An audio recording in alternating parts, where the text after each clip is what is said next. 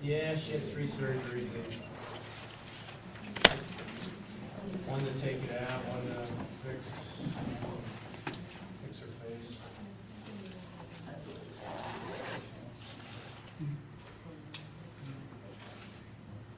You remember Steve Yeager, catcher for the Dodgers? Yeah. I don't know if you remember what happened to him. That's splintered and just hitting him in the head. He was on the on-deck circle. And I think it was my social batter at the time. His grandson, he was coming out of the bathroom. Oh. Walking out on him.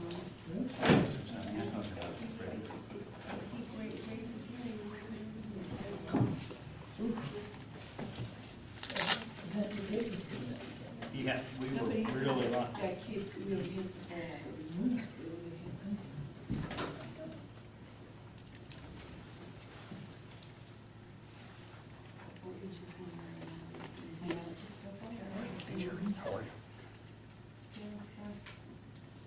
If he was a step quicker too, you know, he would have been that much closer.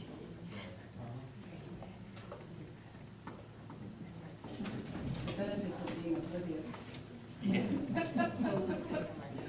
Or not. Well, yeah, but if you, you probably would have got hurt if he really saw it coming and tried to protect himself in some way, probably would have got more hurt. I mean, after it happened, I was like, I was really like shaken up by it, and I went home and Janie was shaken up by what happened. You know? Yeah. Turn on your mics.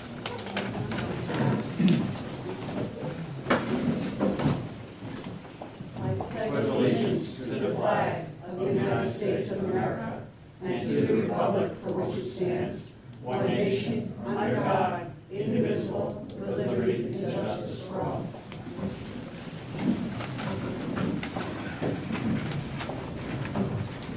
First order of business is the minutes from the March 27th. I'll make a motion to accept those minutes. All in favor? Aye. All opposed? Carried. Next is monthly revenue reports, building and zoning, $26,260, public works and planning, $1,780, highway department, $600, Justice Sullivan Baseglia, $12,312, Justice O'Hare, $16,185.50, recreation, $4,432, and the town clerk, $885.03. Do I have a motion to accept the revenue reports? Second? All in favor? Aye. All opposed? Carried. We have a couple of correspondence. The first is a resignation letter from Claudia Dolan. She's retiring and moving south with her husband. Do I have a motion to accept this with regrets? All in favor? Aye. All opposed? Carried. Next is, for your reference, is a letter from our stormwater management consultants. This has to do with explaining how performance bonds are set and our process for setting how big those are, as well as setting how big the inspection fees were. There was kind of a flurry of emails and questions regarding one of the subdivisions, and received a couple of questions from a couple of different board members on exactly how it works. So I had Walter pull together this memo kind of explaining how it all works to remind folks, or perhaps explain it to folks who haven't been through the details before. So that's in your package. We'll proceed to the agenda items. I'm going to pull an audible. I would like to move the budget amendments from number, I don't know, 9 all the way up to to here, just, I don't know, for my entertainment, I guess. The first one is, there are 3 of them. The first one is to take money out of our general fund balance in the amount of $42,885. That's the Fund 2 proposals that are in our package tonight, one for data processing and one related to the clerks will go into both of those expenditures and details. This is simply appropriating the money so that we, in anticipation of authorizing the expenditures. The other is from the highway fund, appropriating out of our fund balance $225,000, $466.73, and that's to pay for a request for a truck that's also in the package later on that we'll discuss. You may recall that we had one of our older trucks blew the engine during one of the snowstorms, and this is to replace that truck. So do I have a moment, or do I have a motion to accept the budget amendments? I'll make that motion. Second. All in favor? Aye. Aye, all opposed. Next up is a resolution accepting the final environmental impact statement for the 2018 comprehensive plan amendment and proposed zoning changes. All of you should have received a document that was like this, which is a collection of all the comments and written documents that we received either at the public hearing or after the public hearing, as well as the comments. The final EIS will be a combination of the draft and this addendum, if you will, of comments and responses. Do I have a motion for the resolution to accept this as the final EIS? I'll make that motion. Have a second? Second. All in favor? Aye. Aye. All opposed? Aye. Carried. Next,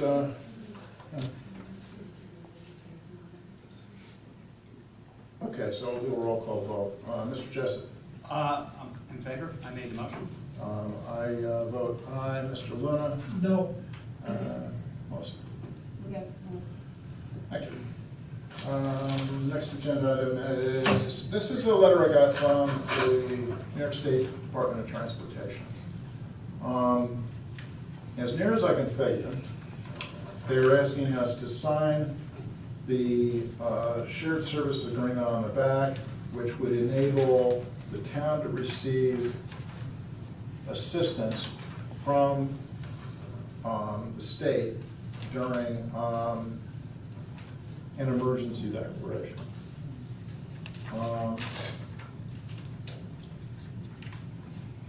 Emergency declarations normally authorize town leaders to bypass normal procurement policies and the like, but it doesn't necessarily allow for transfer of assets between entities, and I think this just provides the legal vehicle to do that. As I said, it appears to me that we sign it, they sign it, and we might go 20 years with never needing any assistance, but if we do, we can get it when we need it instead of having to put something like this in place. So I think it's a good idea, and I'd recommend it. Do I have a motion? So we're authorizing you just to sign? Just sign it. I'll make Yes, that my motion. understanding that it's optional whether you want to do this or not. Right, Once even if. right. This is just the vehicle. If both parties agree, then we don't have to Yep. call a special meeting. But it's in Sign place in the middle for of the the Second. emergency fund. I made the motion. Okay, all in favor? All in favor? Aye. All opposed? Carried. Next is, as I mentioned just a little while ago, this is the request from the Highway Department to purchase the replacement vehicle. Cost is, as I indicated in the budget transfer, is $225,466.73. Do I have a motion to authorize Mike to make the purchase? So moved. Second. All in favor? Aye. All opposed? Carried. Next is a request from the building inspector for return of fees associated with a mechanical permit for electrical upgrade. They paid $55, and he is recommending that we return $50. Return 50. Yeah, I'll make that motion. Second. All in favor? Aye. Aye. All opposed? Carried. Next is a similar one for a similar request for 3 generators. That was $315. He's recommending that we return $300. This is just a different Yeah. property for a different owner. Got a motion? Yes. I'll second it. All in favor? Aye. Aye. All opposed? Carried.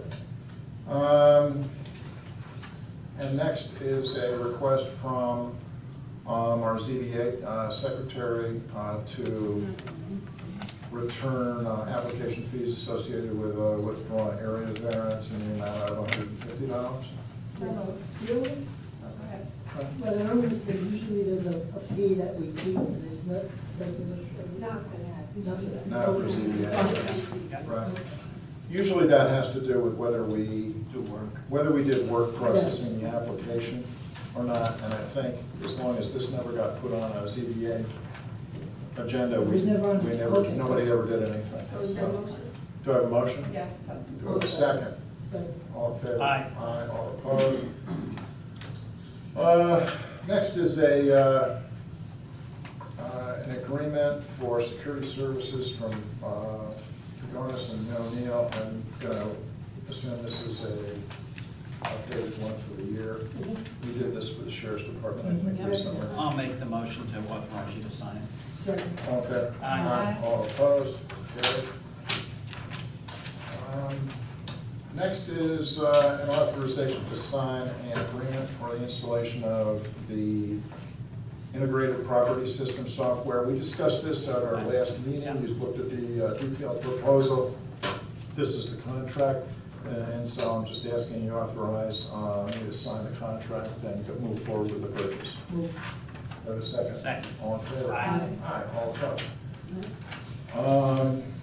Next is a request from the Director of Parks and Recreation. They have, as you may or may not be aware, we've had some issues with the electrical in the pavilion at Freedom Hall as well as the band shell. This is a quote for them for, I believe, Self to come in and fix all that for a total amount of $18,085. This was the low bid. Alan, Or low quote, we actually. can't take that, that's not an LPI, so. No, we cannot, because it's Okay. maintenance, so we cannot, no. I thought. Yep. Do I have a motion to? I'll make a motion to award authorize South the Electric. purchase? Second? All in favor? Aye. All opposed? Did it? Oh, okay. I noticed that there might be some leaking in that roof. Now, I don't know if that has anything to do with the electricity, but well, people up there, they should be looking at that. See if there's any. I leaks. think they've already done all that, and I'll Okay. ask about that. We got a list of, I had asked last year for Sandy and Jared to have their folks take a look at all of the assets and all of the parks and give us some sort of an assessment on which one of them might need major repairs and so forth, so we can do multi-year capital planning. They came back with a list. That's on the list, but it's not in the high priority, so I'm gonna assume that it's not leaking thoroughly. One of the things that's going to change with this electrical work is that the electrical worker is going to move actually up into that part of the pavilion. Currently, it's actually in the floor, Oh, which is one of the problems. yeah. It's getting Boxes in the liquidated. floor? Yeah, the boxes are actually in the cement. Really? Yeah, which is one of the problems. Some of that is cracked and the water's gotten in there. That's one of the problems. So they're gonna move them all up and put them. Al, I just have a question for you. Yep. How old is that roof on that pavilion? I would say about 25 years. Okay, yeah, so we're getting at the point where, Yeah. okay. Are you sure? Because I think Christine said it's We been replaced. redid it, that's right. There was a problem, and then they redid the roof. Right. You're saying how long the pavilion, how old the pavilion is? The Yes. roof has been redone, so I don't think the roof is in Well, I've bad shape been right on the now. board 11, and I don't ever remember doing it, No, so no. it might be No, around it's- 15. Yeah, I think it It's was. at least, then it's at least 15. I think it was Okay. around 15, Okay. but yeah, That's it's fine. in good shape right Okay. now compared to some of the other ones. For example, Yeah, there are the holes in problem the with the one shape over of- the smaller one on the ball field. Okay. And you can literally see Yeah. Oh. the sky if you're Well, on that that one. So that one, pavilion that, is you know, so terrible that one, center. yeah, Okay. so that one needs more work than this one. All in favor? Aye. All opposed? Carried. You had the motion and second already, right? Yeah, just to remember, we haven't done it. Next is a request from the assessor's office to appoint Ross Ritter as a new member of the Board of Assessment Review. His resume is attached Do I have? I'll make a motion to appoint Ross Ritter. Second. All in favor? Aye. All opposed? Next is a request for hiring a permanent court clerk, Colleen McGarry, as a full-time clerk, at an hourly rate of $22. Do I have a motion? I'll make that motion. Do I have a second? Second. All in favor? Aye. Aye. Any opposed? I abstain. Okay. Next is committee reports. Anything from the CSA? No, I didn't go there. I did. Oh, did you miss me? No. I don't have anything to report out of it because I wasn't taking notes. Anything from highway? No. Anything from business and economic development? Anything from recreation? No. Anything from open space? No, Any town board comments? none. Anything from the town attorney's? No. And anything from environmental consultants? Do I have a motion to open for public comment? So moved. Second. All in favor? Aye. All opposed? Carried. Are there any comments or questions? Yeah.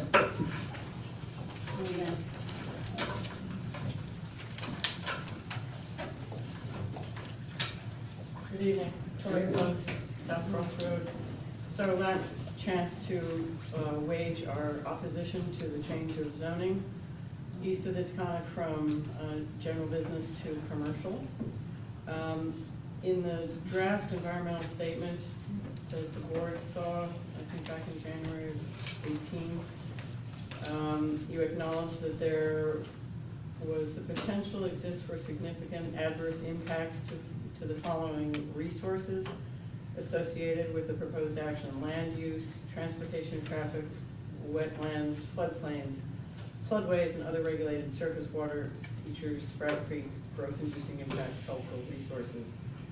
In the final EIS, which I went through yesterday and today, it seemed to me that not enough time has been given to assess the comments made by the public or to address any of the environmental issues raised by various people, the engineer from Parish. The more I looked into the process, I also want to say that I think it's deeply flawed because nowhere is the public actually solicited for their comments from the beginning. The comments are asked for after the process is so far down the road that nobody will make any changes. So I would urge the board to reconsider how the process goes forward.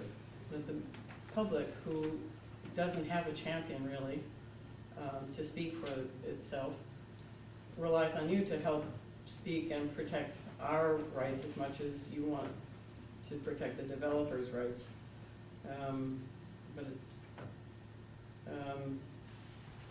It's also some of the comments that were on the website didn't seem to include all the comments. We know that some people submitted comments that didn't show up anywhere.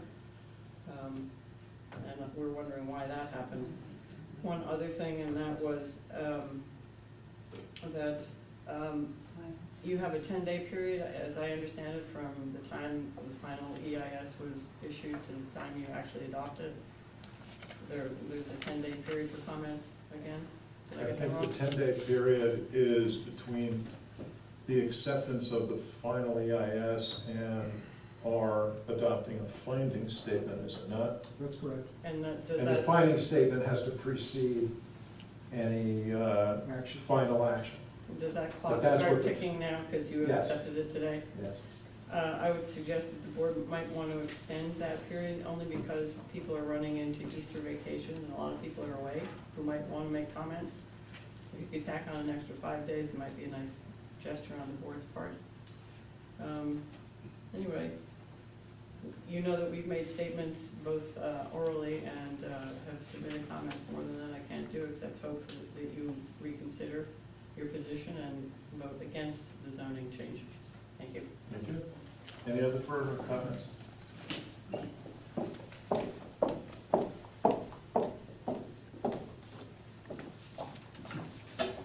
Good evening. My name is Drew Gamels. I'm from the law firm of Keenan Bean. I'm here on behalf of Magic Enterprises at 1502 Route 55, LaGrange. The public hearing on the draft generic environmental impact statement was held on March 13, 2019. with the public comment period ending on March 25th, 2019.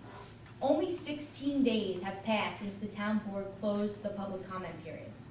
There was only one short meeting between March 13th, 2019 and this evening's meeting, where residents stood up and expressed additional concerns. This agenda item wasn't even listed on the agenda, so those residents came and waited for the public hearing portion, or the public comment portion. Tonight- Excuse me, but that's because it wasn't on the agenda. Right, it wasn't, I understand, yeah, it wasn't on the agenda, so it was on the agenda for March 13th, and now it was on the agenda tonight to adopt the final generic environmental That's impact statement. Tonight, the town board adopted a resolution to accept the FGEIS for the 2018 comprehensive plan amendment and the proposed zoning changes. For starters, the FGEIS was only posted to the town's website this morning, or late last evening. On Monday, my office submitted a FOIL request for the document as soon as we read that it was included on the agenda. It was not provided to us because the town clerk said it was not available. I can only assume that the town board members also didn't have it, because if it was in your possession, I assume it would have been provided to me. That's a lousy assumption. Which leads me to believe that you have had at least probably less than 24 hours, maybe a little bit more. That's a lousy assumption as well. I am concerned, I don't understand how you can fulfill your statutory obligation and make a determination on the FGEIS that it is complete and accurate after having so little time to review the document.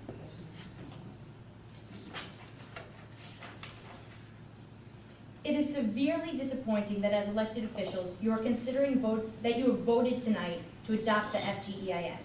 It is your obligation to make sure that every substantive comment made on the draft environmental impact statement was fully and substantially responded to.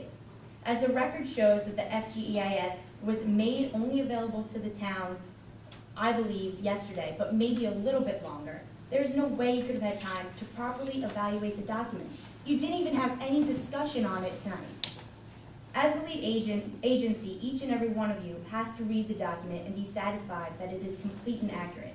You cannot simply rubber stamp or presume that your consultant proceeded accurately.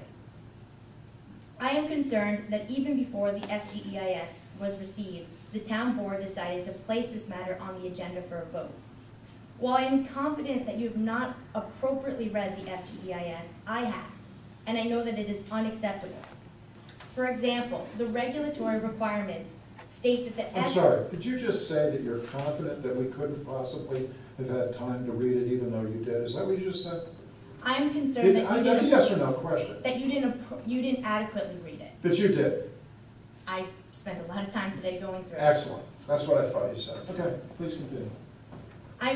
The regulatory requirements require that the FGEIS includes the draft EIS, any necessary corrections or revisions to the draft EIS, copies or a summary of all substantive comments received indicating their sources, and the lead agency's responses to substantive comments, which is actually the only thing that was included in the FEIS. And I know you stated that the final product will incorporate the draft environmental impact statement, but it wasn't included on the version posted on the website. So how can this be the final version that was adopted today if it didn't include everything that the FEIS is supposed to include? I'm especially concerned that the regulatory requirements require that the comments are referenced by source, and that's not in this document. In addition, the FEIS is produced by the lead agency, and it must provide guidance for all the underlying jurisdictional decisions which must be made by all involved agencies regarding the proposed project. This document doesn't provide any guidance. There are also numerous typos in the document that demonstrate that the town's consultant was working quickly to get the document complete for tonight's meeting. There's people who spoke at the public comment session on March 13th that aren't listed in the document, and there's other errors. Also on page 3, in response to a comment, CPL wrote that the final GEIS also makes specific recommendations for further study of the Route 55 and 82 corridor and intersections with both these routes and the Taconic State Parkway. The final GEIS also acknowledges the role of seeker in assessing the potential impacts of a future site-specific development that may come before agencies of the town. That's a statement provided in the FEIS that's saying this document provides those things. I didn't see that.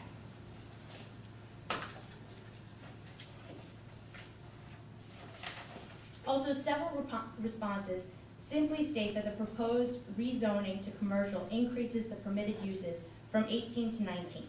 This is not an adequate response. These 18 to 19 uses should be specifically listed. It's the type of uses that are about to be permitted that are the problem, not the number. For example, uses permitted in the commercial district but not permitted in the general business district or town center business district include car washes, light-duty auto towing services, contractor yards, and tire sales facilities, just to name a few.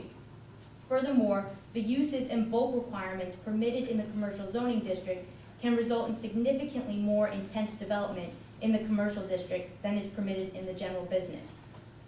On page 11, response 3.3-12 says see response 1, 6, 15, and 17. I have no idea what that's even referring to. There's no responses 1, 6, 15, or 17. The FGEIS continuously responds to comments by indicating that the proposed rezoning is legislative only, with no specific development proposed at this time, and that potential impacts will be analyzed during site plan review. However, development plans exist for several of the properties proposed for rezoning. Additionally, a DGEIS for a rezoning usually examines maximum potential development for each parcel. The responses to many of the comments are simply inadequate. The consultant only references responses that are made previously in the document and not providing fresh responses to comments. The majority of the time, the reference responses fail to answer the specific concerns raised by the commenter. The FEIS is procedurally and substantively inadequate. Furthermore, I find it concerning that the proposed comprehensive plan amendments have not been reviewed by the town's planning board. The planning board and the town's conservation advisory committee are interested agencies that should have been involved in this process. While there is no obligation for the lead agency to coordinate review with these agencies, that is true. It is often procedurally used to go to the planning board to seek their advice, since they are experts in some of these areas. The town is limiting public involvement, and we respectfully request that the town take the time to go back through the DGIS and the FGEIS and provide an accurate, complete, and adequate product that responds to the concerns raised and fulfills the lead agency's responsibility to take a hard look at the relevant impacts. Thank you very much for your time. Thank you. Any other questions?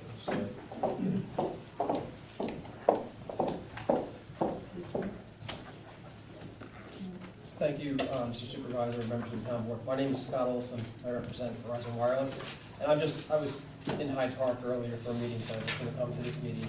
I understand there's not a public hearing on the small cell zoning amendments. That's scheduled for May 8th. Okay, that's what I thought. Like I said, I was here anyway. Obviously, you received my letter. I actually called you about that. I know, I apologize. I was traveling so much today. I got it when I got here, but so. Yeah, I did. May 8th, perfect. Then, you made 2 points that I recall. The first was that the fee schedule needs to be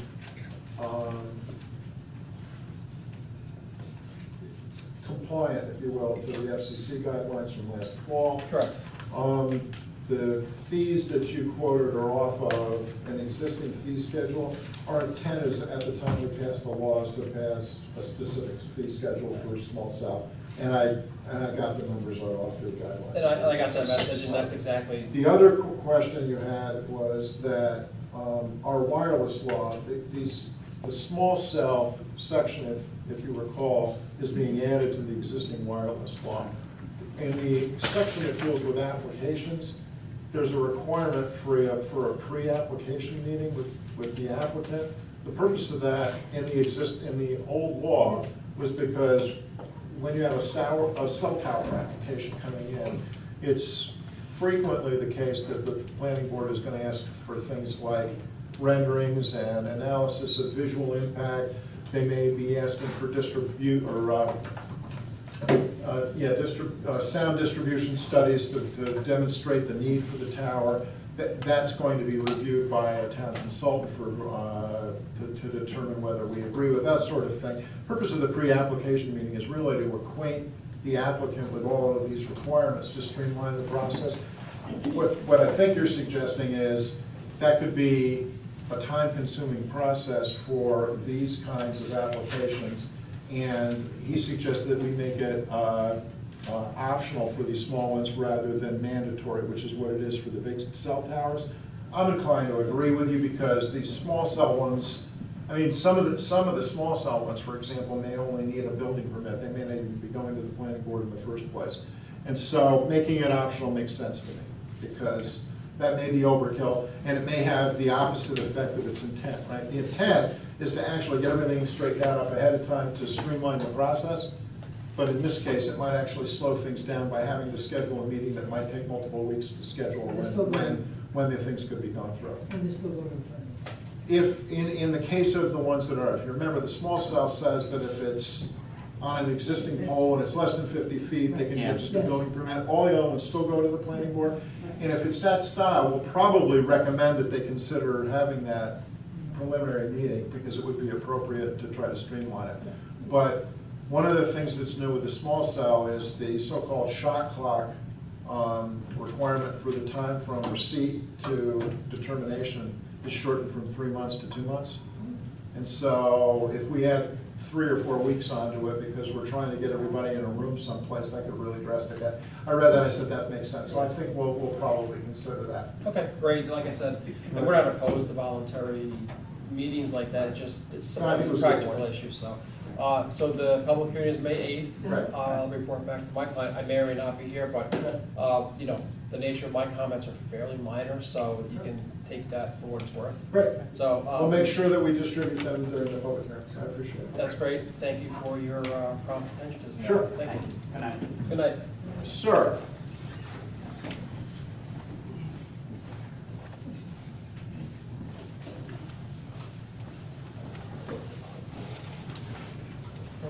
It's going to be 492 Road. I just didn't get a chance to thank you for the excellent job you did at the public hearing last month. And back in 1973, that's 46 years ago. Red Wing wanted to put in a sand and gravel operation in the area that you people have been discussing. And if people had hired attorneys like this, Red Wing would not have existed in the town. And because Red Wing was here, you have Freedom Lake, you have Overlook Park, you have Red Wing Recreation Area, 10 miles of trails. And Red Wing's been paying taxes for most of that time on 635 acres. The people should be thankful that there is someone that is protecting the area and doing something instead of coming out and fighting everything that happens. Thank you. Thank you. Thank you. Any further comments? I'll make a motion to close the public hearing. Have a second? Second. All in favor? Aye. All opposed? Great. I have one thing I want to pass on to you. This came in kind of late today. That's mine. Sorry. It's highlighted, and if I don't have it highlighted, I'm not going to know what to say. So. You're giving your age. This is a request from Stormwater Management. It's kind of one of these routine requests where we reduce the bond requirement. It's a Frank Farm subdivision. We're reducing the performance bond to $769,950 from $1,026,600. And the inspection fee is also being established at 5% of the total bond estimate. These are the usual ones we have, Sure, right? yeah, no, I know. So this has to do with Frank Farms. They're ready to have this reduction. Do I have do you need a copy, sir? Yeah, have an extra one. You can have it, sure. Okay.